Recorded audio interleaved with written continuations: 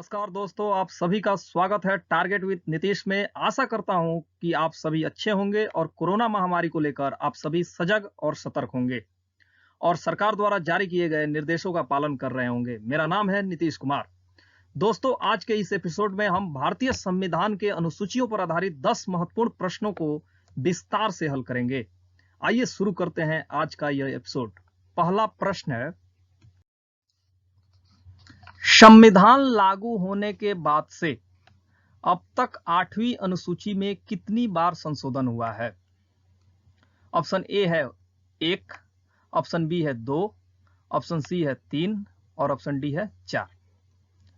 दोस्तों, संविधान लागू होने के बाद से अब तक 8वीं अनुसूची में 3 बार संशोधन हुआ है। इस प्रकार इसका सही उत्तर 3 होगा। आइए देख लेते हैं इसका विस्तार से हल क्या है। संविधान लागू होने के बाद से अब तक 8वीं अनुसूची में 3 बार संशोधन हुआ है।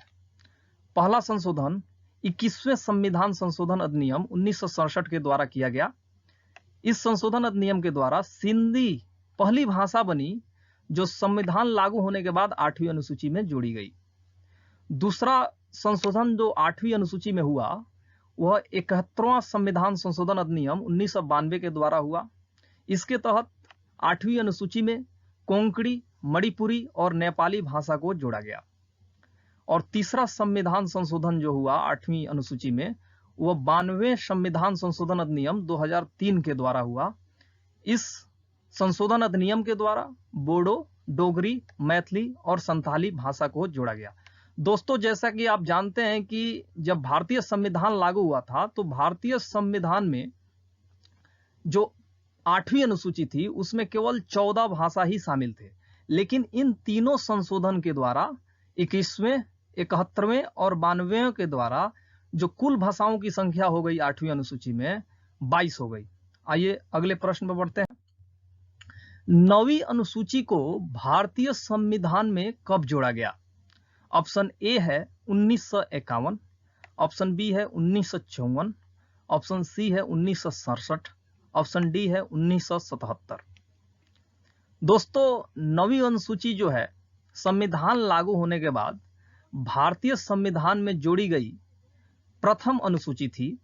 इसको जो है प्रथम संविधान संशोधन 1951 के द्वारा जोड़ा गया था। इस प्रकार क्वेश्चन 2 का सही उत्तर ए होगा। आइए देखते हैं इसका हल क्या है। 9वीं अनुसूची को भारतीय संविधान में प्रथम संविधान संशोधन अधिनियम 1951 के द्वारा जोड़ा गया। इसको जोड़ने के पीछे मुख्य उद्देश्य सरकार द्वारा भूमि सुधार और जमींदारी प्रथा को खत्म करने के लिए जो अधिनियम और नियम बनाए जा रहे थे उनको कोर्ट के न्यायिक पुनर्वलोकन की शक्ति के दायरे से बाहर करना था। इसका सीधा मतलब ये हुआ कि जब भारत आजाद हुआ तो भारत में जो है कुछ लोग ऐसे थे जिनके पास बहुत ज्यादा जमीन थी और कुछ लोग ऐसे थे जिनके पास थोड़ा सा भी जमीन नहीं था। तो इसके लिए जो भारत सरकार है वो भूमि सुधार और जमींदारी प्रथा इस तरह के नियम कानून बनाए। और चूंकि भारतीय संविधान का जो मौलिक अधिकार था उसमें जो है संपत्ति का अधिकार मिला हुआ था, तो इसलिए जो है सुप्रीम कोर्ट में चुनौती दी जा सकती थी कि मौलिक अधिकारों का उल्लंघन हो रहा है, या हाई कोर्ट में भी चुनौती दी जा सकती थी। इसीलिए नेहरू सरकार ने यह सोचा कि अगर 9वीं अनुसूची जोड़ दिया जाए और इसमें नियम बना दिया जाए कि वे सभी कानून इसमें रखे जाएंगे उनका न्यायिक पुनर्वलोकन नहीं किया जाएगा। इसीलिए 9वीं अनुसूची जो है लाया गया नेहरू सरकार के द्वारा 1951 में। आइए अगले प्रश्न में बढ़ते हैं। क्वेश्चन नंबर 3, सर्वोच्च न्यायालय ने किस वाद में यह स्पष्ट कर दिया कि 9वीं अनुसूची में शामिल किए जाने वाले अधिनियमों और नियमों की न्यायिक समीक्षा की जा सकती है? ऑप्शन ए है केशवानंद भारतीवाद 1973, ऑप्शन बी है वामन राव वाद 1981, ऑप्शन सी है शंकरी प्रसाद वाद 1951, ऑप्शन डी है गोलकनाथ वाद 1967। तो सर्वोच्च न्यायालय ने किस वाद में यह स्पष्ट कर दिया कि 9वीं अनुसूची में शामिल किए जाने वाले अधिनियमों और नियमों की न्यायिक समीक्षा की जा सकती है? इसका सही उत्तर होगा बी, वामन राव वाद 1981। व्याख्या। वामन राव वाद 1981 में सर्वोच्च न्यायालय ने यह स्पष्ट कर दिया कि 24 अप्रैल 1973 केशवानंद वाद के बाद 9वीं अनुसूची में शामिल किए गए अधिनियमों और नियमों की न्यायिक समीक्षा की जा सकती है। इसका मतलब यह हुआ कि 24 अप्रैल 1973 के पहले जो भी नियम कानून 9वीं अनुसूची में शामिल किए गए थे उनकी न्यायिक समीक्षा नहीं की जा सकती है, लेकिन 24 अप्रैल 1973 के बाद जो भी नियम कानून 9वीं अनुसूची में शामिल किए गए थे उनकी न्यायिक समीक्षा की जा सकती है। अगला प्रश्न, 8वीं अनुसूची में शामिल की गई एकमात्र बिहार की भाषा कौन सी है? ऑप्शन ए है भोजपुरी, ऑप्शन बी है संथाली, ऑप्शन सी है मैथिली और ऑप्शन डी है ब्रज। तो क्वेश्चन 4 का सही उत्तर होगा मैथिली। बिहार की यह एकमात्र ऐसी भाषा है जिसको 8वीं अनुसूची में जगह मिली है। व्याख्या, 92वें संविधान संशोधन अधिनियम 2003 के द्वारा 4 भाषाओं बोडो, डोगरी, मैथिली और संथाली को जोड़ा गया था। आइए अगला प्रश्न पर बढ़ते हैं। क्वेश्चन नंबर 5, मूल संविधान में समवर्ती सूची में कुल कितने विषय थे? ऑप्शन ए है 97, ऑप्शन बी है 66, ऑप्शन सी है 47 और ऑप्शन डी है 52। जैसा कि दोस्तों हम सभी जानते हैं कि जब मूल संविधान बना था तो उस समय राज्य सूची, समवर्ती सूची और संघ सूची 3 सूचियां थी, जिसमें संघ सूची में 97 विषय थे, राज्य सूची में 66 विषय थे और समवर्ती सूची में 47 विषय थे। तो यहाँ मूल संविधान की बात हो रही है, इसलिए इसका सही उत्तर सी होगा। मूल संविधान में संघ सूची में 97, राज्य सूची में 66 और समवर्ती सूची में 47 विषय थे। वर्तमान समय में इनमें 100, 61 और 52 विषय हैं। इसका मतलब यह हुआ कि वर्तमान समय में संघ सूची में 100 विषय हैं, राज्य सूची में 61 विषय हैं और समवर्ती सूची में 52 विषय हैं। आइए अगले प्रश्न में बढ़ते हैं। क्वेश्चन नंबर 6, निम्नलिखित में कौन सी भाषा 8वीं अनुसूची में शामिल नहीं है? ऑप्शन ए है अंग्रेजी, ऑप्शन बी है ब्रज, ऑप्शन सी है संस्कृत, ऑप्शन डी है मैथिली और ऑप्शन ई है इनमें से कोई नहीं या इनमें से एक से अधिक। तो 8वीं अनुसूची में जो शामिल भाषाएं नहीं है उसमें अंग्रेजी भी नहीं है, ब्रज भी नहीं है। इस प्रकार इसका सही उत्तर ई होगा, इनमें से एक से अधिक। आइए इसकी व्याख्या देख लेते हैं।